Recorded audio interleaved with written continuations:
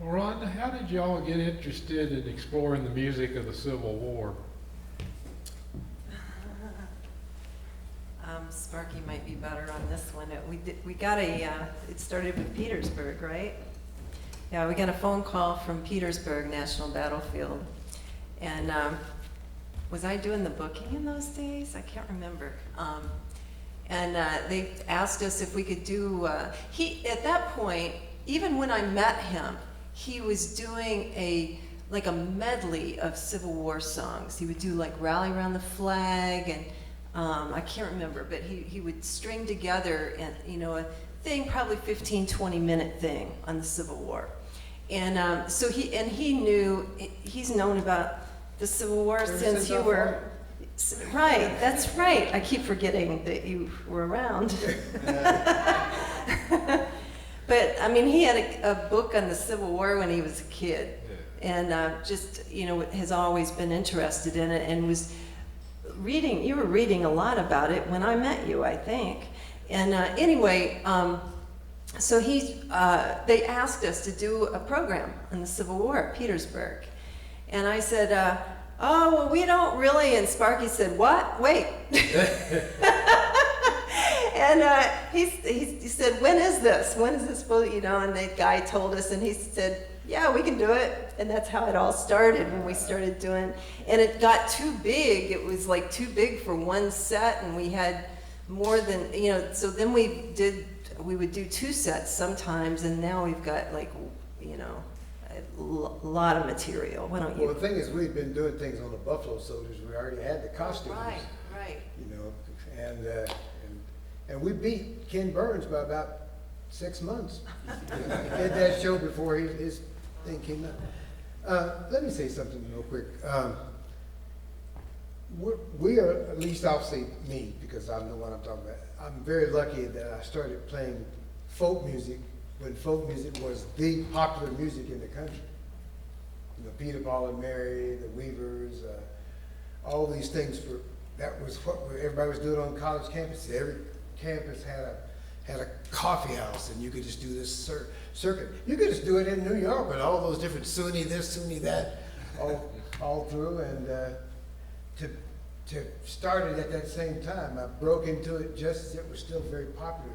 The Newport Folk Festival, all these different festivals, and thank goodness, because it started going downhill after that, and we stopped revering the elders.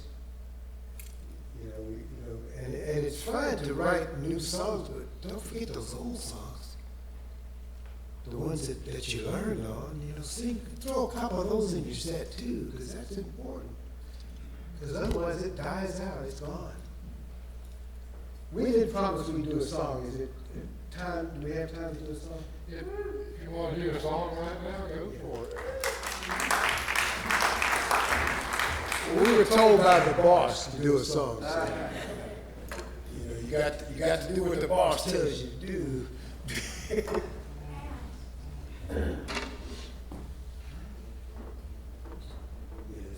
I was going to do another question. We'll do one you can sing.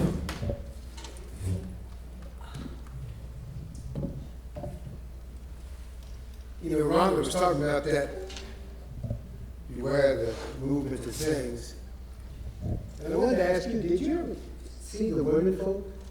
They were touring, started out Ethel Rain when I was in college. They were touring around. Oh yeah, that was quite of course, getting to know people like Eddie West.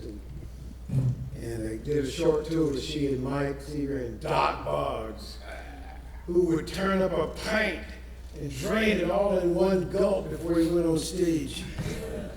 Where would we be without role models like that?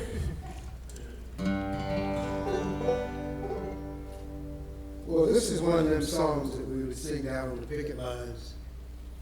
Because we can't do it by ourselves, we got to do it together.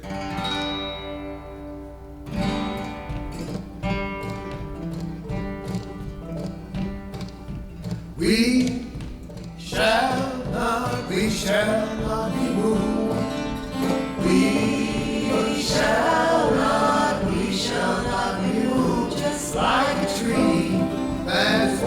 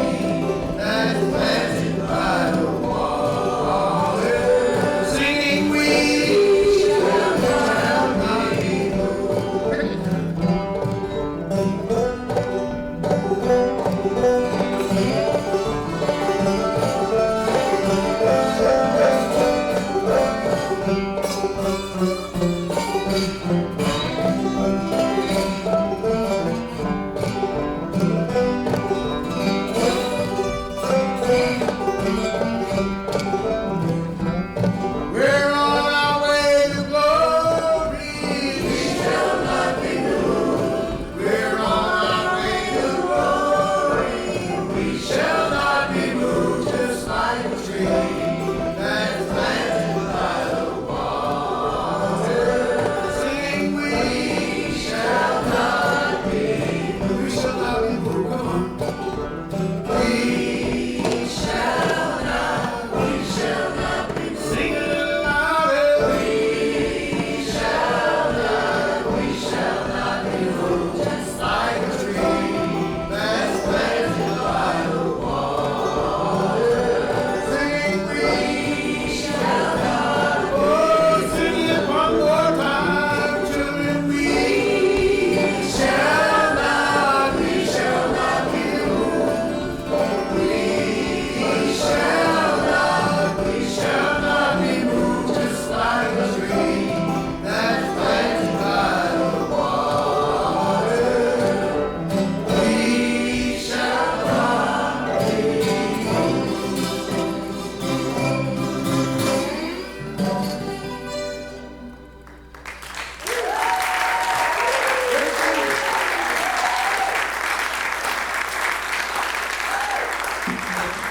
That's another thing about folk music is it brings people together that wouldn't ordinarily come together, you know? Well, since you're holding that banjo, I'll ask the question you always ask of banjo players. How did you become an author? Tell us a little about your work, especially the Harriet Tubman Project. Well, the first book was actually, about, what was going on in the background. They're all historical fiction. And because I think historical fiction is just such a great way, especially for kids to learn.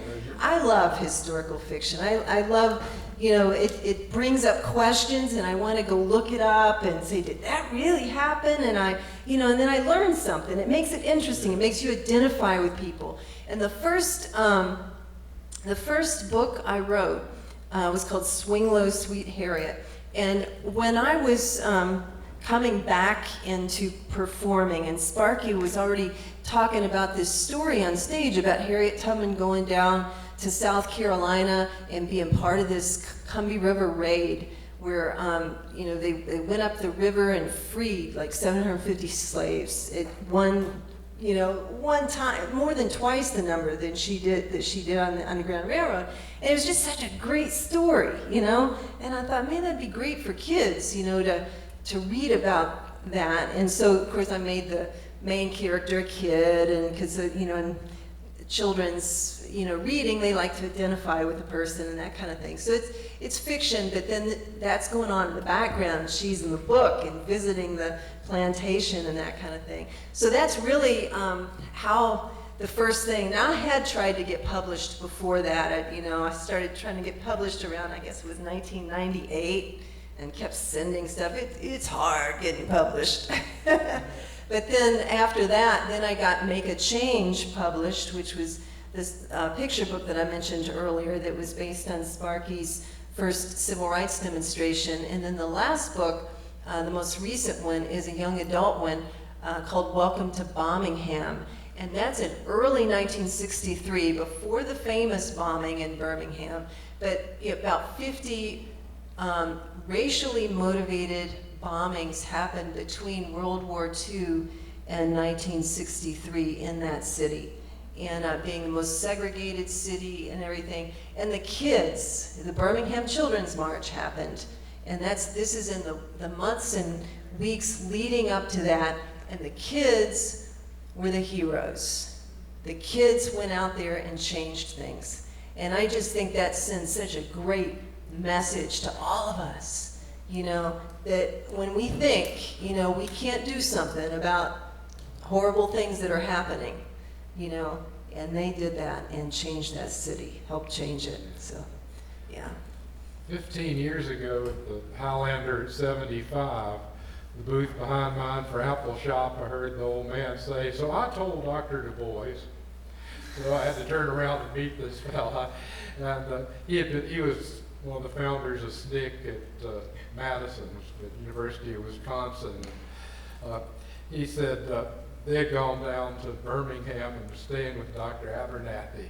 And at bedtime came, he said, now don't sleep too sound because we do get bombed. Yeah. It's rough times.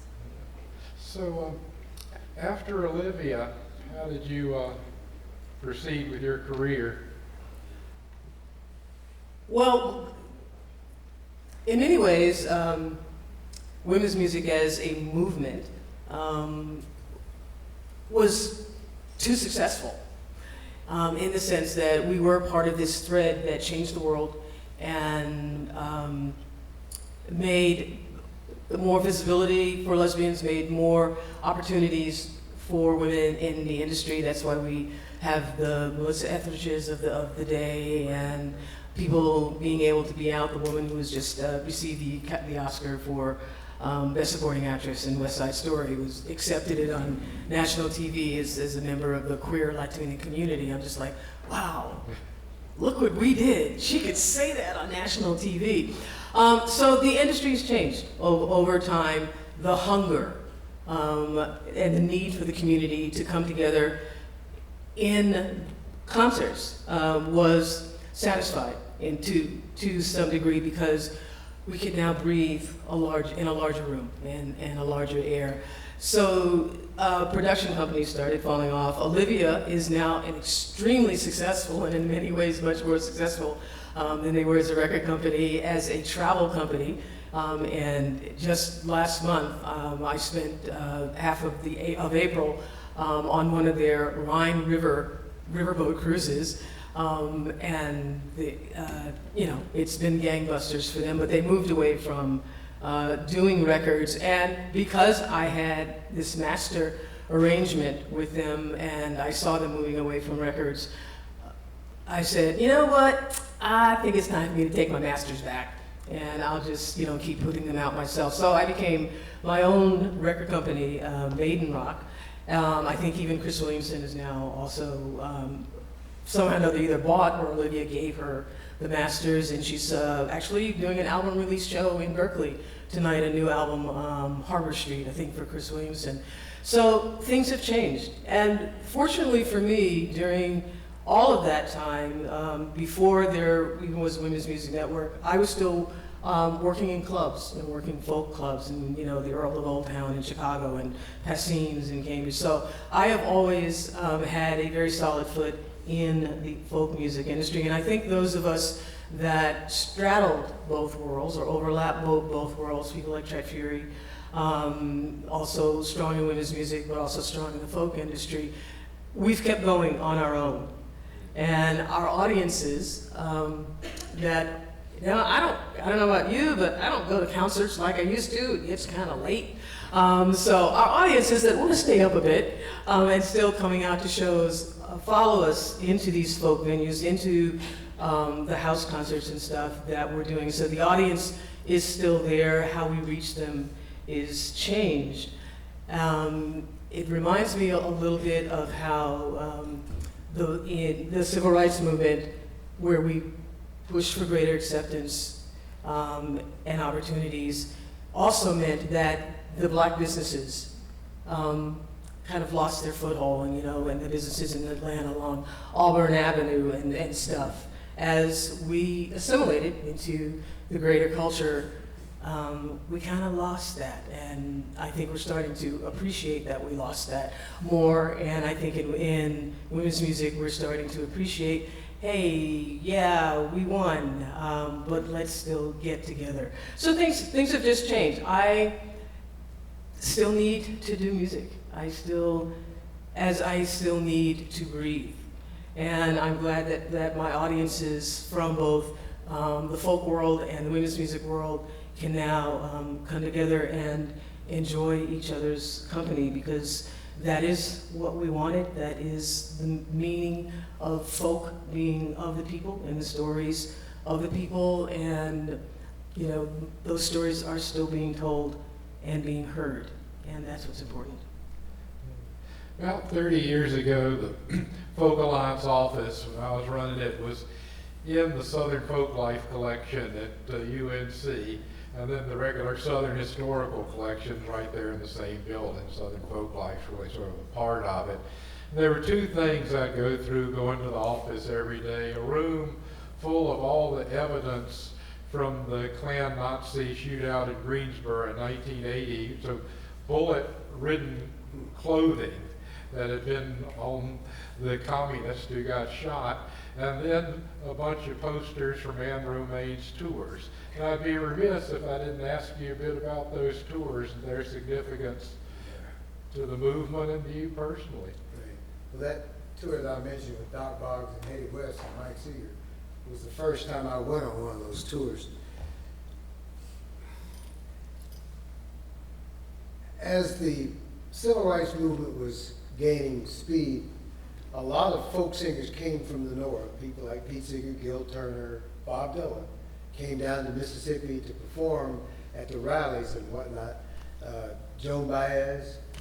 And that's where the idea came from, when Anne Romaine and Bernice Regan decided that even though the civil rights movement was starting to wane and then we were getting into the mountain people's struggles and women's lib and whatnot, that we needed to take an integrated festival around to rural communities so that they could see we've always worked together.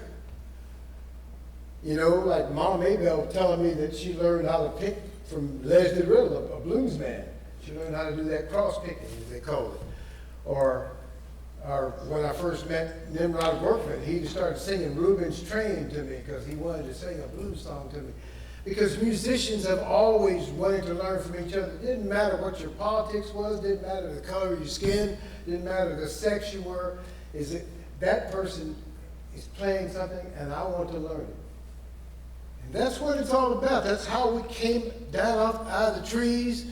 Although sometimes my back's hurting, I wish we still did hang from the trees. I could kind of help that. But that's when we came out of the caves, because we learned from each other. We learned, oh, well, I had to find out where lightning struck before I had some fire to happen. Oh, you know how to make fire? Well, you know, show me how. And this is how we have done this. And so the tours were wonderful. And once again, Bernice Regan, when she left the board of directors, she said, I'm really busy with Sweet Honey, but you know, you got to have a black person on that board. And so she recommended me, which I'll ever be forever grateful, because of that start, it got me into Sing Out, being on the board of that, and starting up Common Ground on the Hill, and there's so many of these things to try to make sure that traditions are kept together. And being on those tours, oh my gosh, like I said, Nimrod, he and I were the only men on the tour, so we had to share the same motel room, and boy, I could tell some stories. Some of them I can't tell because it was Nimrod. But also when I traveled with Reverend Pearlie Brown, blind street singer from Americus, Georgia, played slide guitar. Supposedly also helped to teach Dwayne Allman how to play slide. He told me, he said, now, I don't play that blues, but if you learn this here bottleneck, that blues you play will be really good. And I've still got, in fact, I think it's in that case, still got the bottleneck he gave me, a piece of copper pipe that he gave me.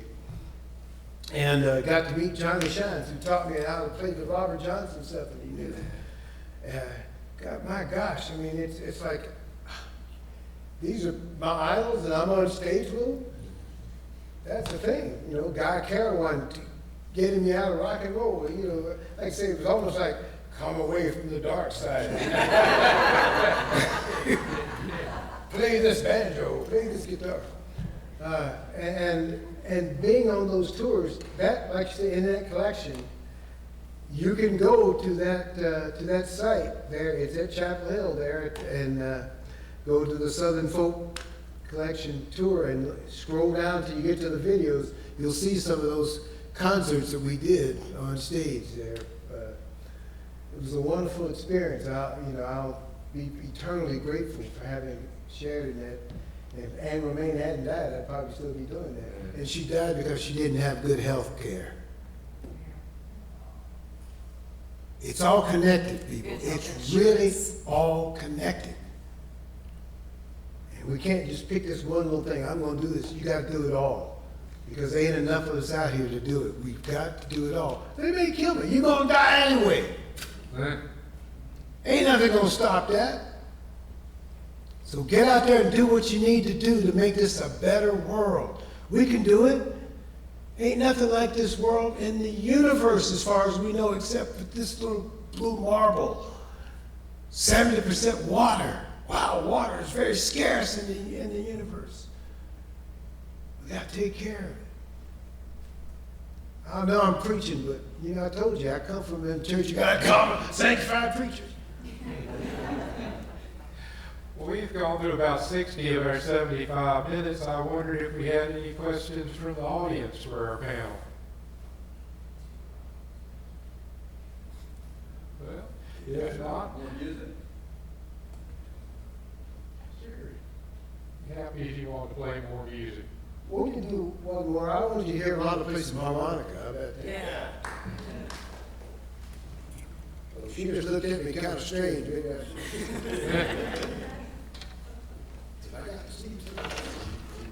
Well, Dan talked about the story songs and whatnot.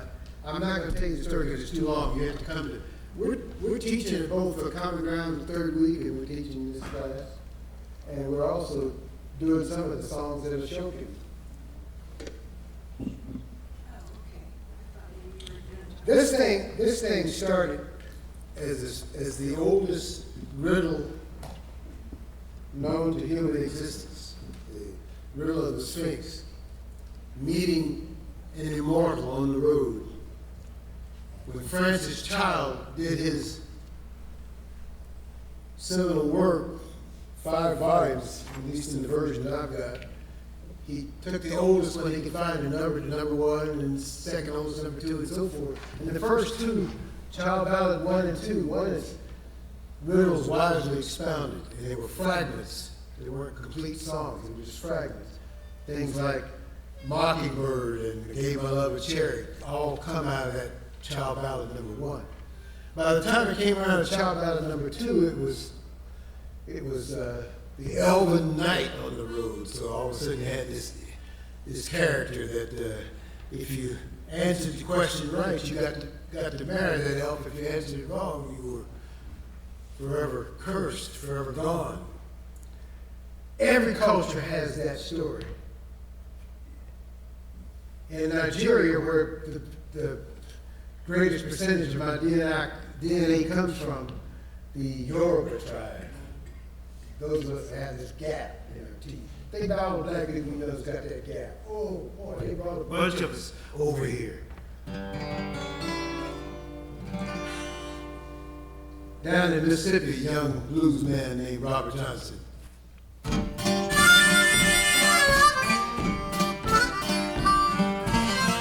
Went down to the crossroads, fell down on my knees.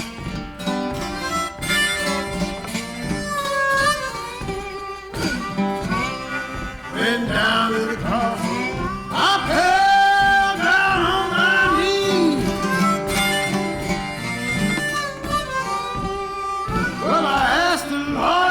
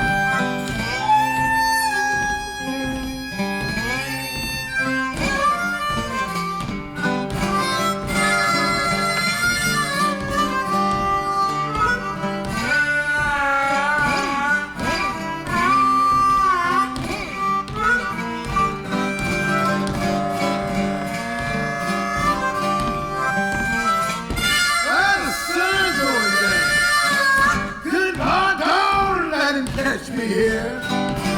Don't let the devil catch me.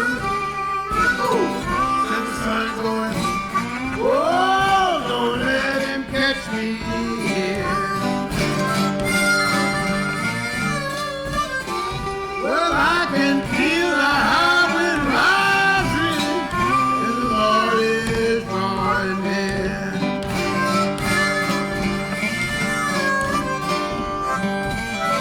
You can run, you can run, you can run. You can tell my friend, oh, Willie Brown. Don't tell, oh, Willie. You can run, you can run, you can tell my friend, oh, Willie Brown. Well, I went down to the crossroads. I believe I'm sinking down. I'm sinking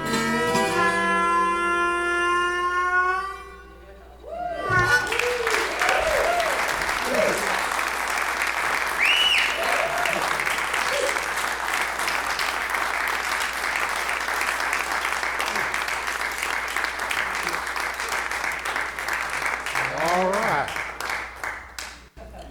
What you looking forward to this summer, Deidra? I have a new album to promote, so working on radio and getting gigs and getting that out. And was really touched, Sparky, by your saying that the old songs still need to be sung. So what I will do this summer is explore your catalog and others and find a song that touches me, because you're right, if we don't keep singing the music, it will be lost. In the same way that I've said to people during this conference, I really appreciate people that bring their children to shows, because this current generation doesn't know how to have live interactive music, and they need to hear those. And they need to hear those old songs. So my summer project, I've decided, is to find an old song that touches me and moves me, and that I can sing in my own way, authentically, and add it into my shows. So thank you. It's been 2 weeks ago, May 3rd, on Pete's birthday, Folk Alliance had a campaign called For Pete's Sake Donate, in which folks made videos of a traditional song, not just one of Pete's, but an old Pete songs, to raise awareness for the Village Fund, which exists to support musicians in time of needs. So I know you got Common Ground on the Hill coming up this summer. Well, I'd asked Sparky in one of my classes there, and it made it so easy to be the teacher, because I could do just like this and let Sparky do all the work. But what y'all got coming up this summer? Well, the next thing is the Children's Festival of Reading in Knoxville, Tennessee. The library's putting that on. And then he mentioned Common Ground on the Hill. That's in Westminster, Maryland, and that's a week-long music camp. Before that, actually, right before that, we're doing one of those crazy drives that I said I'd never do again. Yeah, we're being Andy Cohen. We're playing at the New Bedford Folk Festival. And leaving Sunday night and trying to get to Common Ground Monday morning. So, yeah, one of those, pray for us.